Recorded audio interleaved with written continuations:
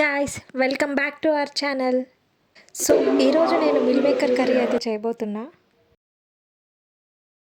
So దీనికోసం first మనం చిన్న బౌల్ పెట్టి అందులో వాటర్ వేసి అది హీట్ అయ్యాక మిల్ మేకర్ అయితే వేసుకోవాలి.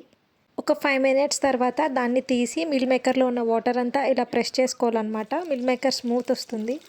నెక్స్ట్ ఒక ప్యాన్ పెట్టి ఆయిల్ హీట్ అయ్యాక పచ్చిమిర్చి, వెల్లుల్లి, అల్లం, కొంచెం జీడిపప్పు వేసుకొని ఫ్రై చేసుకున్నాక ఆనియన్స్ వేసుకోండి.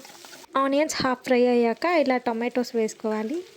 నాకు ఎప్పుడైనా నాన్ వెజ్ స్కిప్ చేయాల్సి వస్తే నేనైతే ఈ మిల్ మేకర్నే ప్రిఫర్ చేస్తాను. మా హస్బెండ్కి కూడా ఈ కర్రీ అంటే చాలా ఇష్టం. ఎందుకంటే వాళ్ళు డైలీ జిమ్ చేస్తారు కనుక మిల్ మేకర్ అనేది very high in protein. So తను ఎక్కువగా ఇది ప్రిఫర్ చేస్తారు. సో టమాటా ఆనియన్ బాగా ఫ్రై అయిపోయింది కదా, ఇప్పుడు దీన్ని మిక్సీ చేసుకుందాం. సో మిక్సీ చేసుకునే ముందు అందులో కొద్దిగా చిల్లీ పౌడర్ వేసుకుంటే మనకి కలర్ అనేది బాగా వస్తుందంట, మా అత్తగారు చెప్పారు. సో నేను ఫాలో అయిపోతున్నా.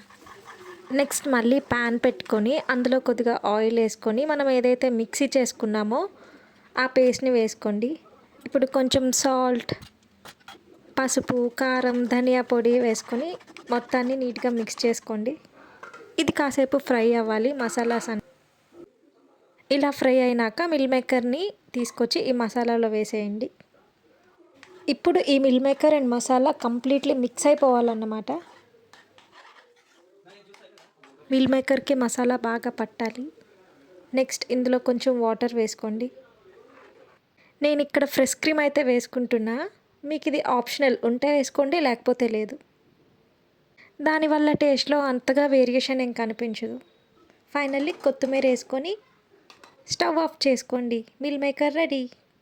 For more videos please subscribe to my channel.